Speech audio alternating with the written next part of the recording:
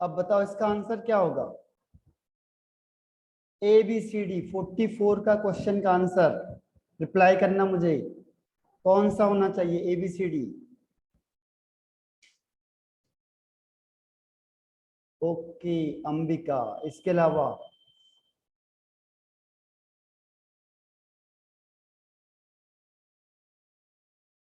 Yamini, okay. Third श्रुति,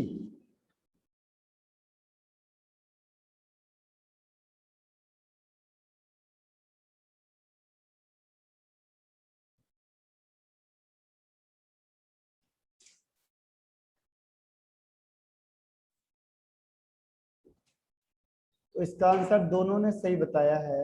हाँ, तीनों ने सही बता दिया, वेरी गुड। देखो ये तो क्लियर कट सही दिख रहा है और ये क्लियर कट रॉन्ग दिख रहा है, क्योंकि ट्रू सॉलिड होते हैं लॉन्ग रेंज ऑर्डर, ये शॉर्ट रेंज ऑर्डर है, तो बिल्कुल सही आंसर आपका सी। अब 45 question, in covalent solid atoms are held very strongly. Reason है covalent bonds are strong and directional in nature. Covalent solids are held very strongly, covalent bond are strong and directional in nature. 45 का answer कौन सा होना चाहिए।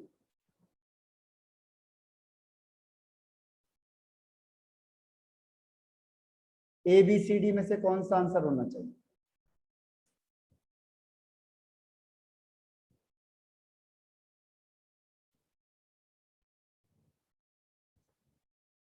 Okay Ambika and श्रुति। श्रुति, इसमें जो both true होता है इसमें A और B दोनों ऑप्शन आ जाते हैं, लेकिन A में क्या होता है रीजन करेक्ट है और B में ये होता है रीजन इनकरेक्ट है, तो A या B में से कौन सा सही होगा। यामिनी, देखो जो अच्छा रीजन करेक्ट, ओके। और यामिनी,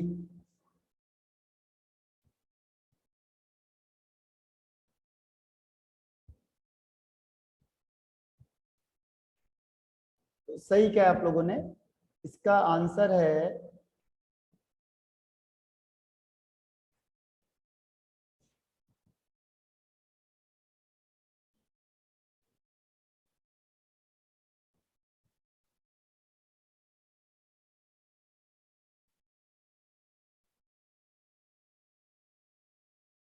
इसका answer A is right. A 45 का आंसर A बिल्कुल सही है। अब question number 46, question number 46, ionic solid are hard and brittle और in molten state ionic solid are good conductor of electricity. In molten state ionic solid are good conductor of electricity और ionic solid are hard and brittle. अब इसका बताओ क्या answer होगा 46 का answer. Okay Ambika. अब श्रुति,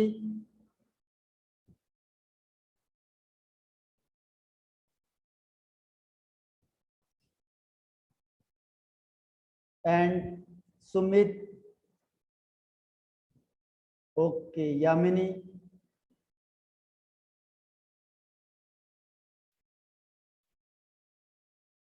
आपकी बार पीछे रह गई यामिनी, कोई बात नहीं। इसका आंसर दोनों ने सही बताया है, अंबिका एंड श्रुति। ठीक है, दोनों ने सही आंसर बताया है कि दोनों स्टेटमेंट सही हैं।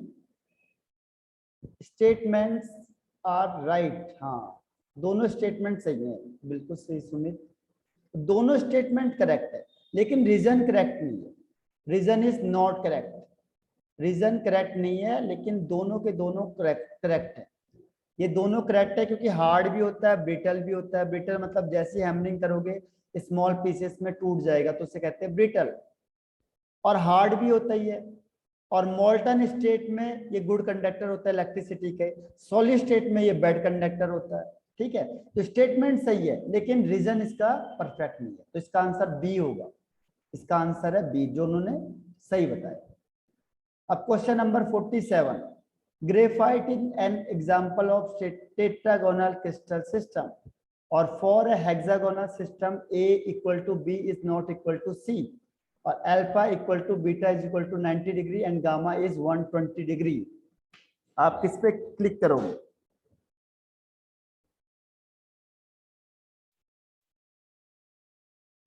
ओके, हाँ Yamini very good, Ambika very good, both are correct, बहुत बढ़िया। ऐसे ही करना है, देखो क्वेश्चन पढ़ते ही आंसर करना है आपको। जिस दिन आपको ये यहाँ तक पहुंच जाओगे इस स्टेज में, तभी लगेगा कि प्रोग्रेस की आप लोगों ने, ठीक है। अगर आपने क्वेश्चन पढ़ा हाँ हाँ, Yamini and Shruti very good,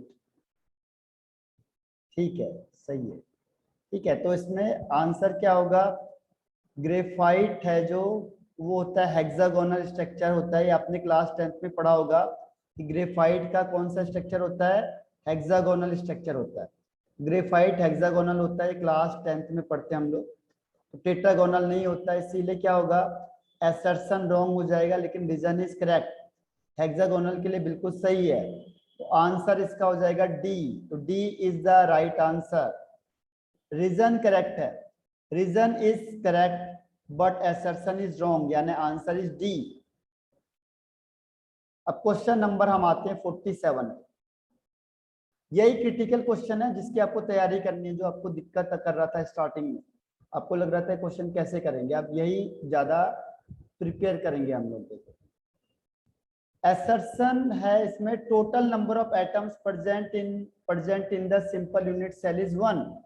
reason क्या है, simple unit cell has atom at its corner and each of which is shared between 8 adjacent unit cell. अब इसमें बताओ आंसर सही होगा गलत होगा, एबीसीडी में से कौन सा आंसर होगा। ओके अंबिका, सुमित, ओके, और इसके अलावा श्रुति एंड यामिनी,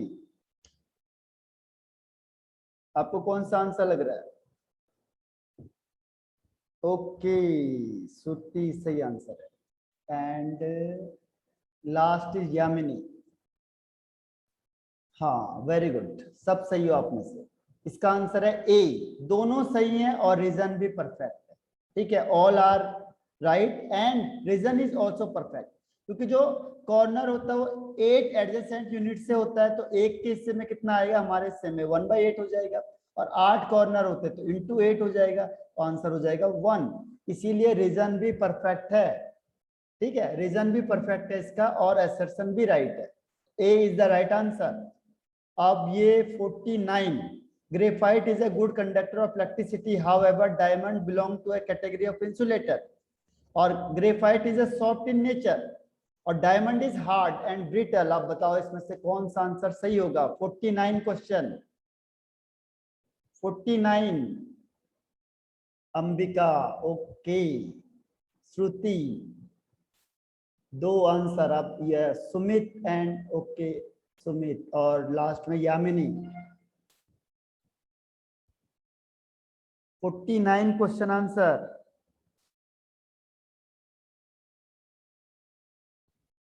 इसका आंसर है हाँ यामिनी, और किसने दिया है आंसर इसका सही, यामिनी एंड अंबिका, ठीक है।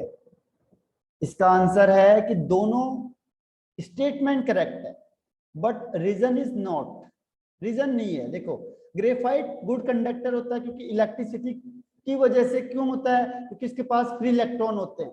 अगर कोई भी इलेक्ट्रिसिटी को कंडक्ट कर रहा है उसके पास एक ही रीजन है, या तो फ्री इलेक्ट्रॉन्स होंगे या फ्री आयंस होंगे, बाकी और कोई रीजन नहीं होता, ठीक है। तो रीजन तो उसने लिखा ही नहीं है, तो रीजन तो करेक्ट है ही नहीं।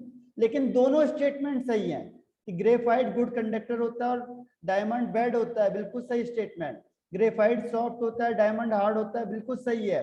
तो statement are right but reason is not perfect. Answer B is the option, ठीक है, आंसर बी है इसका। अब क्वेश्चन नंबर 50 पे आ जाओ, क्वेश्चन नंबर 50।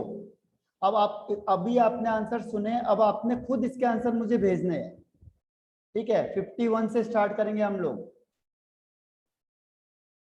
क्वेश्चन आंसर ही करोगे तभी आपको इसमें कमांड आएगी। 51 question, there is only one way to arranging spheres in a one dimensional closed package structure, और रीजन है इन one dimensional close packed arrangement the coordination number is 2. तो what will be answer? 51. 51 का answer क्या होगा?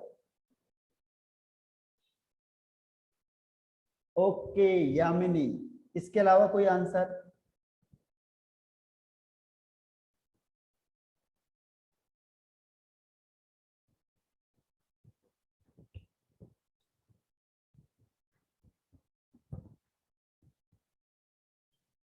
श्रुति, okay. और अंबिका, सुमित?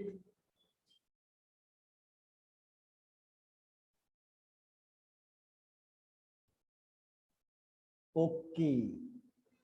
और last में अंबिका. चलो मैं बता देता हूं, देखो आपको इसका answer.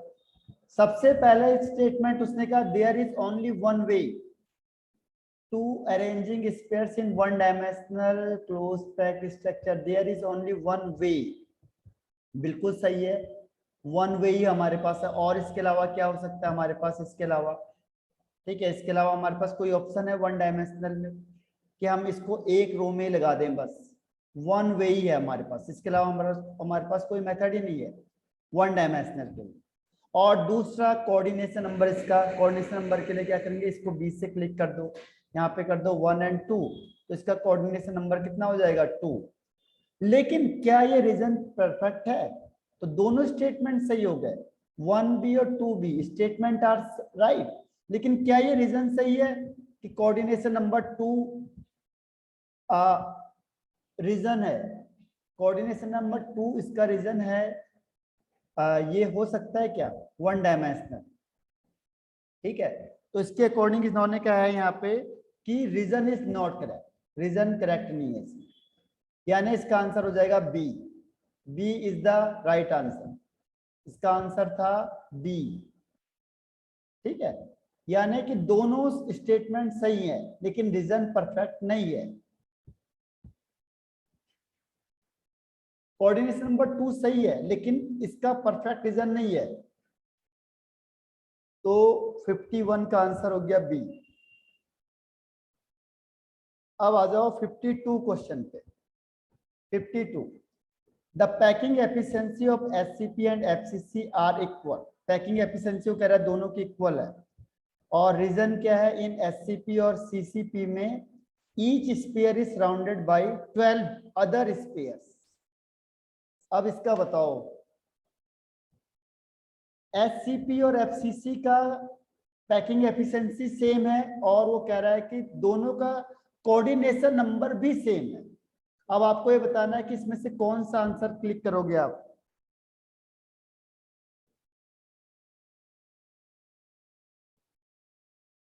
A B C D में से.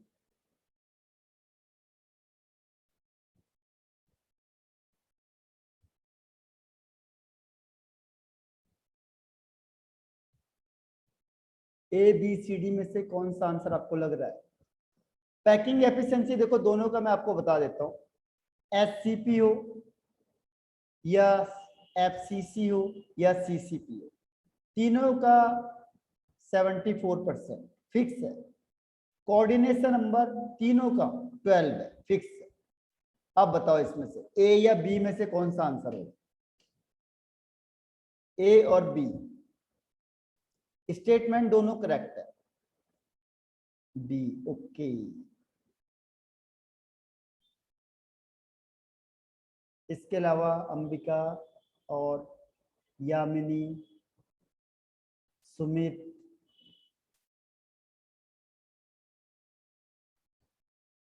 And Shruti. Okay, Ambika, Yamini and Shruti, where are you?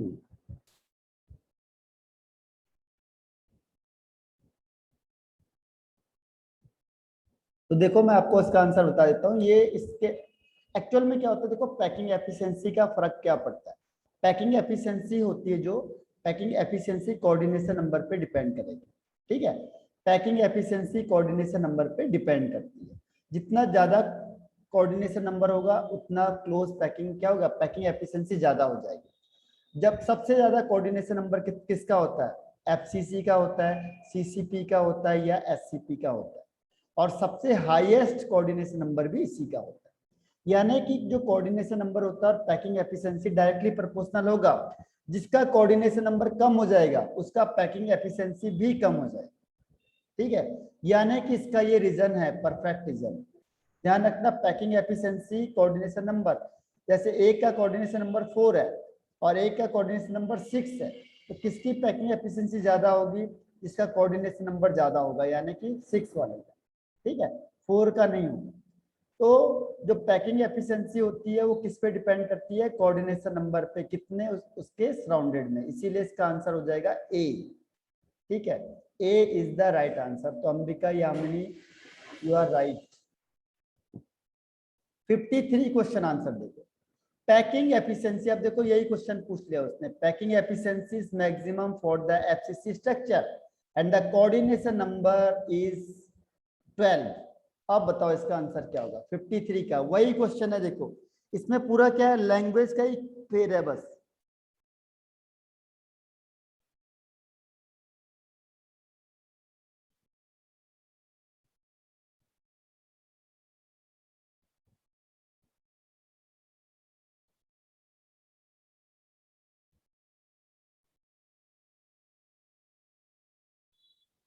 Okay, Ambika, Shruti, Yamini and where is Sumit.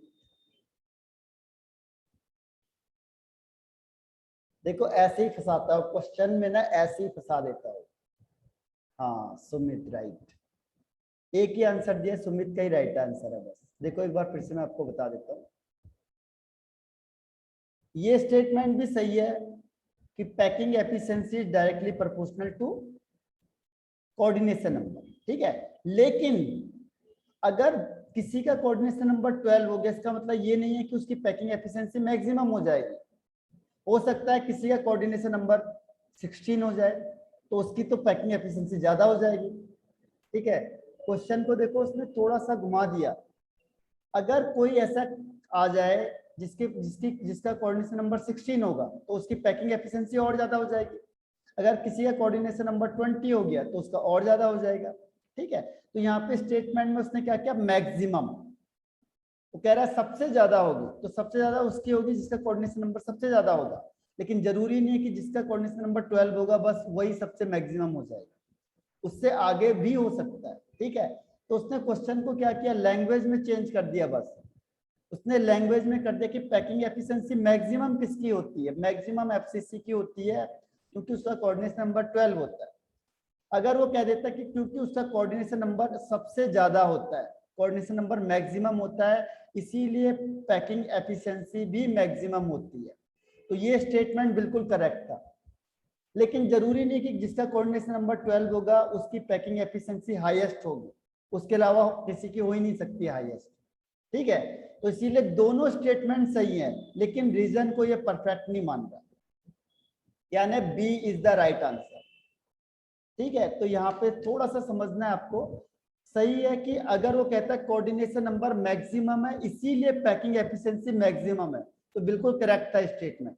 लेकिन कोऑर्डिनेशन नंबर 12 है इसीलिए पैकिंग एफिशिएंसी मैक्सिमम है, ये करेक्ट नहीं हो रहा है, क्योंकि 12 के आगे भी हो सकता है। अगर किसी का 16 हो गया, 12 हो गया, 20 हो गया, तो उसका तो पैकिंग एफिशिएंसी और ज्यादा हो जाएगी। ठीक है, तो ये स्टेटमेंट है जो, वो रीजन है जो ये परफेक्टली करेक्ट नहीं है, इसीलिए both statement is right but reason is not correct. अब क्वेश्चन नंबर नेक्स्ट आ जाओ, 54। अब ये देखो पूरा पैराग्राफ है, थोड़ा सा और टाइम लूंगा आपका, ज्यादा नहीं लूंगा। अब ऐसे क्वेश्चन आएंगे आपके पास, देखो identify the type of crystal. अच्छा ये थोड़ा सा हाई लेवल का क्वेश्चन आ गया, ये ऐसा नहीं आता आपके पास। 1 वाला तो आ ही नहीं सकता है। 1 वाला देखो, इसमें बताओ, the crystal structure is obtained by, the crystal structure is obtained by associating structural motifs with lattice point, each repeated motifs is, motifs का मतलब एक सबसे अरेंजमेंट समझ लो आप। ठीक है, तो जो अरेंजमेंट होगा वो किस तरीके का होना चाहिए? स्पेशल जो अरेंजमेंट होता है उसी को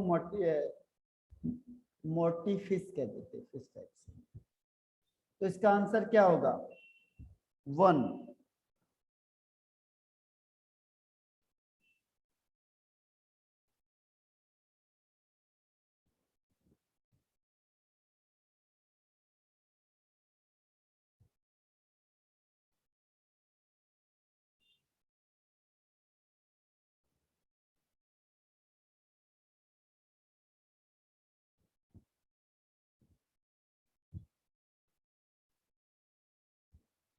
ओके श्रुति, और इसके अलावा कोई आंसर? मोटिफिस का मतलब किस तरीके का अरेंजमेंट है उसका? यामिनी, ओके। और अंबिका एंड सुमित?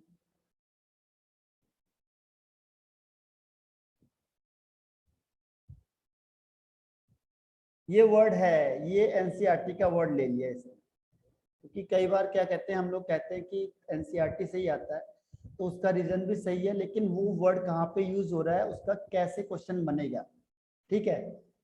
तो ये है जो आपका इसका है किस तरीके से अरेंजमेंट है। तो कहता है कि जो ईच रिपीटेड मोटिफिस, यानी कि जो उसका अरेंजमेंट होता है रिपीटेड का, वो होता है सेम, सेम स्ट्रक्चर होता है और सेम स्पेशल अरेंजमेंट होता है। इसी को हम क्या कहते हैं? यूनिट सेल कहते हैं। इसे हम क्या कहते हैं? Unit cell. तो इसका स्ट्रक्चर और स्पेशल अरेंजमेंट एक जैसा होता है, ठीक है। तो एक टेक्निकल वर्ड उसने यूज किया है, बस ये एनसीईआरटी का वर्ड है, एनसीईआरटी में आपको मिल जाएगा ये, ठीक है। मोटिफ इसका ध्यान रखना। इसको अरेंजमेंट होता है इसका, स्पेस में कैसा अरेंजमेंट है। तो यहाँ पे same structure and same special, यानी कि इसका आंसर श्रुति ने सही बताया था। तो जो भी यूनिट सेल होगा उसका सेम स्ट्रक्चर होगा सबका, और स्पेशल अरेंजमेंट भी सेम होगा। सेकेंड वाला क्वेश्चन नहीं आता है क्योंकि बहुत ज्यादा टिपिकल हो जाता है वो। थर्ड वाला क्वेश्चन देखो, लैटिस पॉइंट। हाँ, कोई कुछ कहना चाह रहा है? श्रुति देखो, थर्ड वाला है, lattice point of the crystal of hydrogen iodide is occupied by HI. The lattice point of the crystal of hydrogen iodide are occupied by HI molecule, H atom and I atoms, H plus and I minus, और H2 minus and I2 molecules. इसमें से कौन सा किस तरीके से ये arrange होगा? HI, Ambika, Yamini, okay. और इसके अलावा कोई आंसर?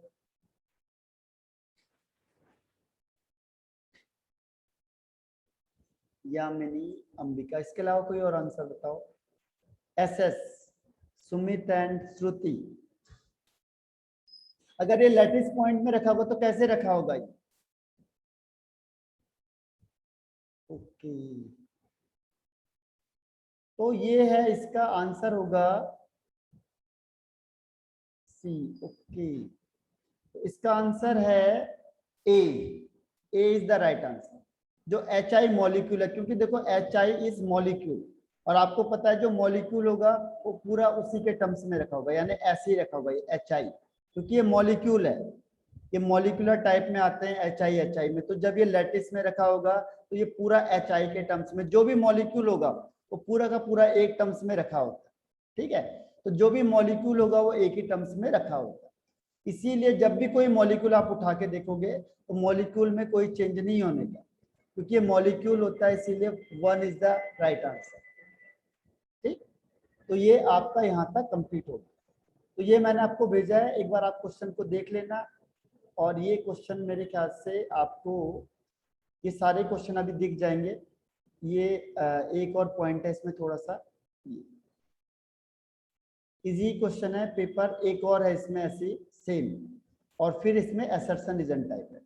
तो ये आप लोग एक बार खुद ट्राई करके देखो और मुझे भेजना आपको आंसर। ये मैंने आपको भेजा हुआ है पूरा, ये रीजन टाइप सारे क्वेश्चन आंसर। तो आप मुझे भेजो, फिर हम डिस्कस करते हैं। जहाँ पे आपको ना आए या प्रॉब्लम फील होती है तो you can ask me freely, ठीक है। तो ये कई चीजें रिपीट हो रही है, देखो ये वाला कई चीजें रिपीट हो रही है इसमें। ठीक है, तो आप मुझे इसका आंसर भेजो, जहां पे दिक्कत आएगी मुझे समझ में आ जाएगा तो उससे मैं एक्सप्लेन करूंगा उस पॉइंट पे, तो मुझे भेजना है आपको आंसर। ठीक है, तो आज के लिए इतना ही है। ठीक है, bye bye and have a nice day.